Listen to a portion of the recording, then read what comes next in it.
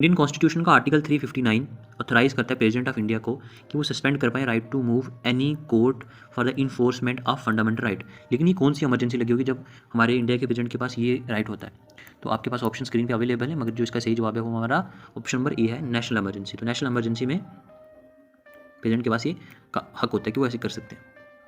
अगला क्वेश्चन था आपका कि करेक्ट क्रोनोलॉजिकल ऑर्डर बताने हमें फॉर्मेशन ऑफ हरियाणा, सिक्किम, अरुणाचल प्रदेश और नागालैंड को जब हमने उनको full states of Indian union बना दिया हमें, तो पहले कौन सा था?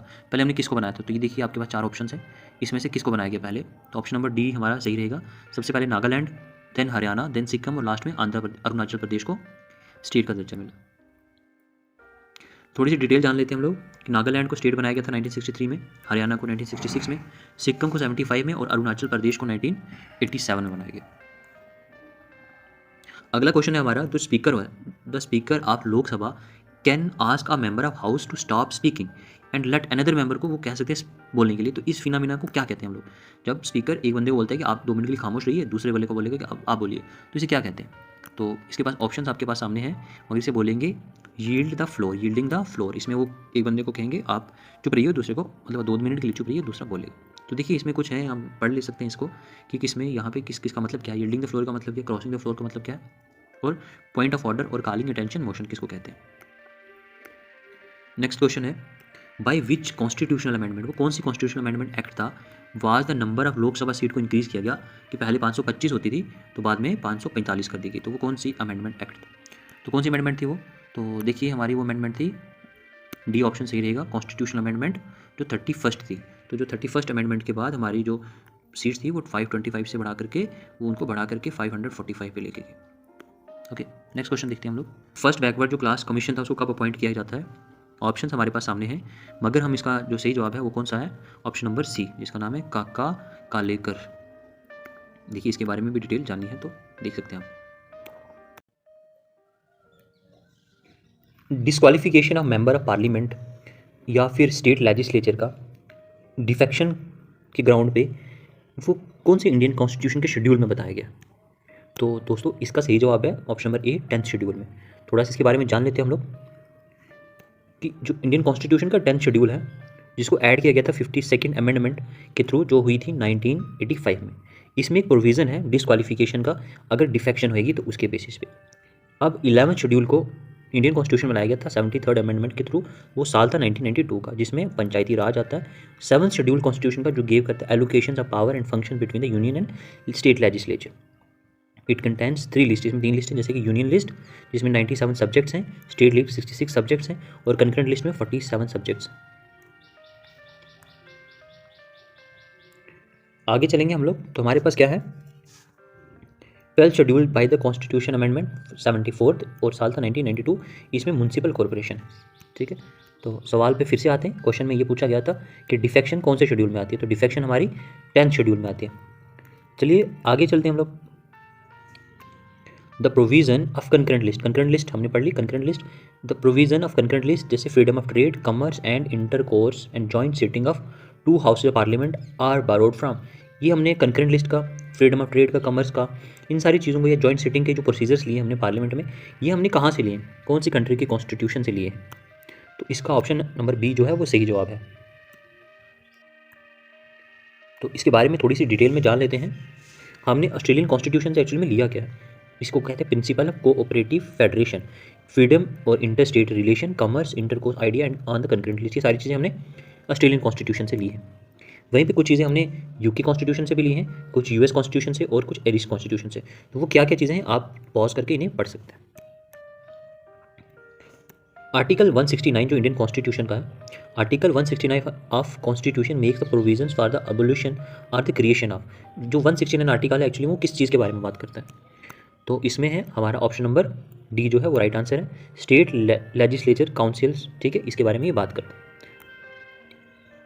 थोड़ा सा इसके बारे में जान लेते हैं। लेजिस्लेटिव काउंसिल इन स्टेट्स जो है वो आर्टिकल 169 में आती है, और आर्टिकल 81 स्पेसिफाई करता है कि number of seats for the Lok Sabha, कि लोकसभा में कितनी सीटें एलोकेशन की जाएगी। और आर्टिकल 51A जो है वो फंडामेंटल ड्यूटीज़ के बारे में बात करता है, और आर्टिकल 80 जो है वो स्पेसिफाई करता है number of seats of the Rajya Sabha. चलिए नेक्स्ट क्वेश्चन हमारा, which part of the constitution of India to deal करता है special provisions to the SC, ST, OBC and Anglo Indians. Indian constitution ठीक है, उसमें कौन सा पार्ट है कॉन्स्टिट्यूशन का जो इन सब लोगों के साथ डील करता है। ठीक, तो देखिए हमारे पास कुछ ऑप्शन हैं, मगर इसका जो सही जवाब है हमारा ऑप्शन नंबर ये है पार्ट 16। ठीक है, तो पार्ट 16 डील करता है। चलिए थोड़ा सा इसके बारे में जानते हैं हम लोग।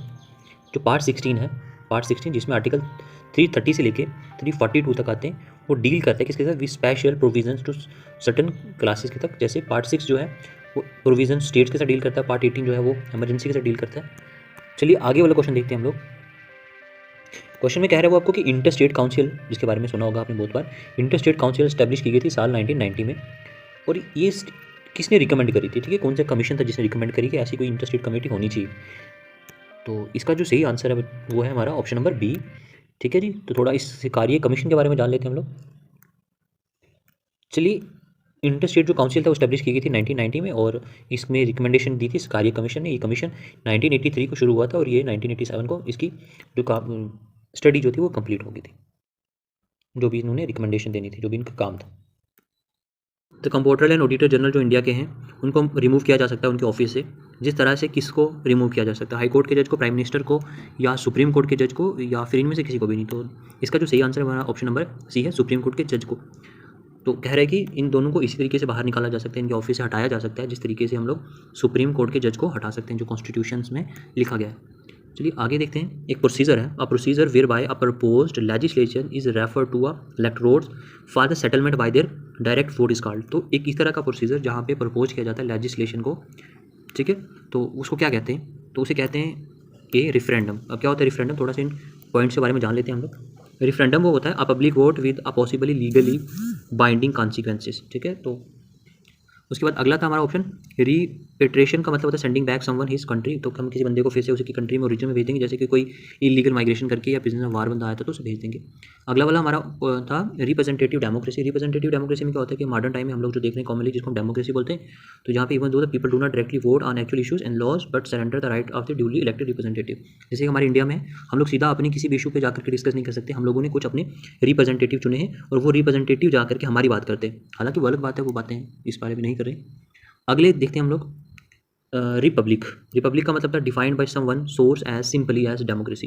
रिपब्लिक का भी कभी ना कभी यही मतलब होता है डेमोक्रेसी, बट यहाँ पे क्या होता है, but otherwise loosely describe as a form of, actually form of government है जहाँ पे in word deed rule is constant by the institutional framework is not selected by few. यहाँ पे कोई सिलेक्टेड बाय फ्यू के थ्रू नहीं होगा बल्कि किसी इंस्टीट्यूशन से ही होगा ये।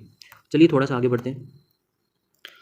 पूछ रहा है आपसे कि by which constitutional amendment act was the elementary education made a fundamental. ठीक है, तो जो आर्टिकल 21A के अंडर आप सुनते हैं कि एजुकेशन जो है वो फंडामेंटल हक है, तो आपसे एजुकेशन लेने का आपको छीन नहीं सकता। वो कौन सी कॉन्स्टिट्यूशनल अमेंडमेंट के थ्रू आया, ये ऐसा क्वेश्चन है जो आप सब लोगों को पता होना चाहिए। इसका आंसर है option number B 86 constitutional amendment 2002। तो 2002 में ऐसा हुआ था। तो थोड़ा सा पढ़ लेते हैं इसके बारे में कि 86 कॉन्स्टिट्यूशनल अमेंडमेंट जो 2002 में हुई थी, उसमें राइट टू एजुकेशन दिया गया था। जब तक आप 14 साल के होंगे तब तक हर बंदे को एजुकेशन मिलना चाहिए। और 81 अमेंडमेंट जो थी कॉन्स्टिट्यूशन की वो 2002 में हुई थी, जिसने एसटी और एससी की रिजर्वेशन की बात की थी। ठीक है, उसके बाद अगला था 88th अमेंडमेंट जो बात कर रही थी, एक्सटेंड कर रही थी security cover to for the levy and utilisation service tax के बारे में। और 1906 जो अमेंडमेंट हुई है उसने ऐड कर दिया वो एक वर्ड जो ओडिया हुआ करता था उसको आप ओडिया बना दिया। ठीक है, तो ये कुछ अमेंडमेंट थी। चलिए अगला क्वेश्चन देखते हैं हम लोग। Under the chapter of fundamental right, हमने फंडामेंटल राइट के बारे में सुना होगा। तो फंडामेंटल राइट्स में जो राइट है 15, 16, 19, 29 और 30, ठीक है, has been denies same to.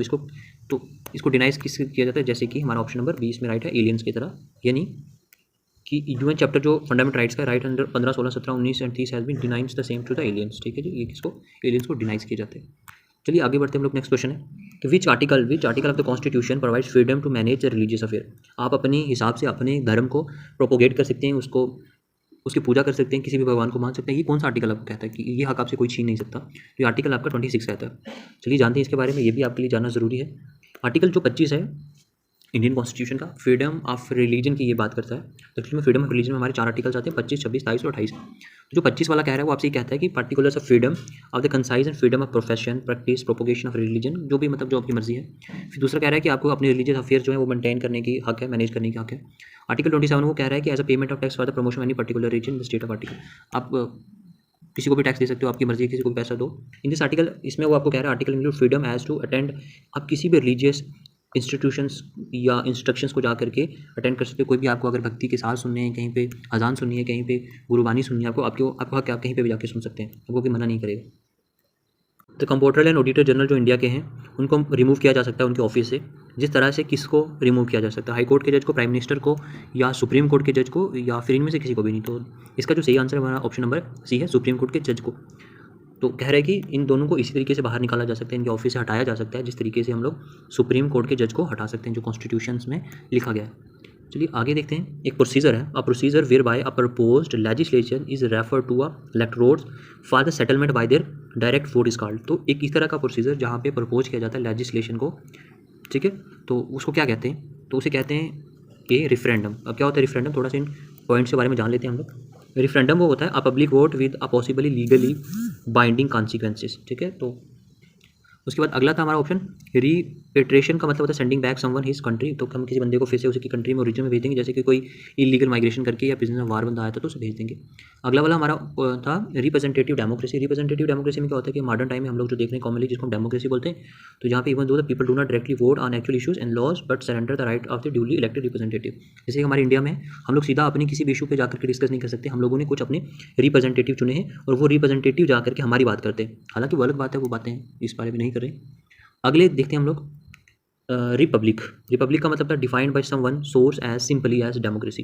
Republic का भी कभी ना कभी यही मतलब होता है डेमोक्रेसी, बट यहाँ पे क्या होता है but otherwise loosely describe as a form, actually form of government है जहाँ पे in word deed rule is constrained by the institutional framework is not selected by few. यहाँ पे कोई सेलेक्टेड बाय फ्यू के थ्रू नहीं होगा बल्कि किसी इंस्टीट्यूशन से ही होगा ये। चलिए थोड़ा सा आगे बढ़ते हैं। पूछ रहा है आपसे कि by which constitutional amendment act was the elementary education made a fundamental, ठीक है। तो जो आर्टिकल 21A के अंडर आप सुनते हैं कि एजुकेशन जो है वो फंडामेंटल हक है, तो आपसे एजुकेशन लेने का कुछ ही नहीं सकता, वो कौन सी कॉन्स्टिट्यूशनल अमेंडमेंट के थ्रू आया, ये ऐसा क्वेश्चन है जो आप सब लोगों को पता होना चाहिए। इसका आंसर है option number B 86 constitutional amendment 2002। तो 2002 में ऐसा हुआ था। तो थोड़ा सा पढ़ लेते हैं इसके बारे में कि 86 कॉन्स्टिट्यूशनल अमेंडमेंट जो 2002 में हुई थी उसमें राइट टू एजुकेशन दिया गया था। जब तक आप 14 साल के होंगे तब तक हर बंदे को एजुकेशन मिलना चाहिए। और 81 अमेंडमेंट जो थी कॉन्स्टिट्यूशन की वो 2002 में हुई थी, जिसने एसटी और एससी की रिजर्वेशन की बात की थी, ठीक है। उसके बाद अगला था 88th अमेंडमेंट जो बात कर रही थी, एक्सटेंड कर रही थी security cover to for the levy and utilisation service tax के बारे में। और 1906 जो अमेंडमेंट हुई है उसने ऐड कर दिया वो एक वर्ड जो ओडिया हुआ करता था उसको आप ओडिया बना दिया, ठीक है। तो ये कुछ अमेंडमेंट थी। चलिए अगला क्वेश्चन देखते हैं हम लोग। Under the chapter of fundamental right, हमने फंडामेंटल राइट के बारे में सुना होगा। तो फंडामेंटल राइट्स में जो राइट है 15, 16, 19, 29 और 30, ठीक है, has been denies same to. इसको डिनाइज किस किया जाता है, जैसे कि हमारा ऑप्शन नंबर 20 में राइट है एलियंस की तरह, यानी कि यूएन चैप्टर जो फंडामेंटल राइट्स का right under 15, 16, 17, 19 and 30 has been denies the same to the aliens, ठीक है जी। ये किसको, एलियंस को डिनाइज किए जाते हैं। चलिए आगे बढ़ते हैं हम लोग। नेक्स्ट क्वेश्चन है कि which article of the constitution provides freedom to manage the religious affair. आप अपने हिसाब से अपने धर्म को प्रोपोगेट कर सकते हैं, उसकी पूजा कर सकते हैं, किसी भी भगवान को मान सकते हैं। ये कौन सा आर्टिकल आपको कहता है कि ये हक आपसे कोई छीन नहीं सकता? ये आर्टिकल आपका 26 कहता है। चलिए जानते हैं इसके बारे में, ये भी आपके लिए जानना ज़रूरी है। आर्टिकल जो 25 है इंडियन कॉन्स्टिट्यूशन का, फ्रीडम ऑफ रिलीजन की ये बात करता है। तो एक्चुअली में फ्रीडम ऑफ रिलीजन में हमारे 4 आर्टिकल्स आते हैं, 25, 26, 23 और 28। जो 25 वाला कह रहा है वो आपसे ये कहता है कि particulars of freedom of the concise and freedom of profession, practice, propagation of religion, जो भी मतलब जो आपकी मर्जी है। फिर दूसरा कह रहा है कि आपको अपने रिलीजियस अफेयर जो है वो मेंटेन करने की हक है, मैनेज करने की हक है। आर्टिकल 27 वो कह रहा है कि as a payment of tax for the promotion any particular reason the state of article. आप किसी को भी टैक्स दे सकते हो, आपकी मर्जी है, किसी को भी पैसा दो। इन दिस आर्टिकल, इसमें वो आपको कह रहा है article include freedom as to attend, आप किसी भी रिलीजियस इंस्टीट्यूशंस या इंस्ट्रक्शंस को जा करके अटेंड कर सकते हो। कोई भी आपको अगर भक्ति के साथ सुनने हैं, कहीं पे अजान सुननी है, कहीं पे गुरुबानी सुननी है, आपको हक आप कहीं पे भी जाके सुन सकते हैं, आपको कोई मना नहीं करेगा। Sikkim was made a full fledge state of the union of India. Question number 16 है कि सिक्किम को हमारा इंडिया का फुल स्टेट बना दिया था यूनियन ऑफ इंडिया की कौन सी कॉन्स्टिट्यूशनल अमेंडमेंट थी? ये तो सब जानते हैं कि साल 1975 था, बट कॉन्स्टिट्यूशनल अमेंडमेंट कौन सी थी? तो इसका सही जवाब है 36 अमेंडमेंट जो 1975 में हुई थी। तो चलिए थोड़ा सा इसके बारे में जान लेते हैं अमेंडमेंट्स के बारे में। जो 35th अमेंडमेंट हुई थी 1975 में, उसमें terms and condition for incorporation of the Sikkim into the union of terms and condition थी 35th में। और 37th में क्या था कि legislature formation of Arunachal Pradesh legislative assembly बनाई गई थी 37th के थ्रू। 38th कॉन्स्टिट्यूशन अमेंडमेंट के थ्रू इनहेंस की गई थी powers of the present governors, ठीक है, कि ऑर्डिनेंस पास कर सकते हैं, तो उनको पावर्स दी गई थी। और 36 के थ्रू सिक्किम को इंडिया की फुल फ्लैज यूनियन बना दिया गया था, ठीक है, फुल फ्लैज हमारी स्टेट बना दिया गया था। चलिए आगे बढ़ते हैं हम लोग। आपने फजल अली कमीशन के बारे में सुना होगा। फजल अली कमीशन को अपॉइंट किया गया था दिसंबर 1953 में, ताकि वो कंसिडर कर पाएँ क्वेश्चन जो कि स्टेट को रीऑर्गेनाइजेशन करने की बात कर रहे थे, ठीक है। तो question of the state reorganisation ने क्या एक्सेप्ट किया था, ठीक है। अब मतलब सीधे शब्दों में पूछ रहा है कि फजल अली कमीशन जो था उसको अपॉइंट किया था साल 1953 में, तो उसने स्टेट की रीऑर्गेनाइजेशन को लेकर के क्या कहा था? तो उसने एक्सेप्ट किया था थर्ड कि फजल अली कमीशन अपॉइंट किया गया था, जिसको 1953 में उसने कंसिडर किया था question of the state reorganisation of the language as the basis of reorganisation state की लैंग्वेज के बेसिस पे जो स्टेट्स बनाई जाएंगी वो बनाई जानी चाहिए, नहीं तो इसके ऊपर उसने रिकमेंडेशन दी थी।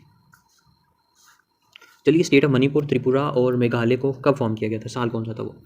मणिपुर, त्रिपुरा और मेघालय, मणिपुर, त्रिपुरा और मेघालय, इनको कब फॉर्म किया गया? तो इनको फॉर्म किया था, साल था 1972। ठीक है, तो क्या था ये? State of Manipur, Tripura and Meghalaya, इनको फॉर्म किया गया 1972 में। और इनको बाद में इनको स्टेटहुड मिला था नॉर्थ ईस्ट रीऑर्गेनाइजेशन एक्ट 1972 के थ्रू। चलिए अगला क्वेश्चन देखते हैं हम लोग। हमारा नेक्स्ट क्वेश्चन है, When was the second backward class commission under the chairmanship of BP Mandal appointed? बहुत ही फेमस है ये बीपी मंडल कमीशन। तो इसमें पूछ रहा है आपसे कि when was the second backward commission जो अंडर बीपी मंडल कब अपॉइंट किया गया था?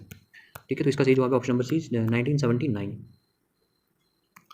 तो इसमें क्या पूछा? सेकंड बैकवर्ड कमीशन जो था वो बीपी मंडल के थ्रू आया था, अपॉइंटेड 1979, और इसको एस्टैब्लिश किया गया था 1 जनवरी 1979 बाय जनता पार्टी के थ्रू। उस टाइम के प्रधानमंत्री थे मोरारजी देसाई। ठीक है जी, और इसका काम था आइडेंटिफाई करेंगे सोशली और एजुकेशनली बैकवर्ड क्लासेस को।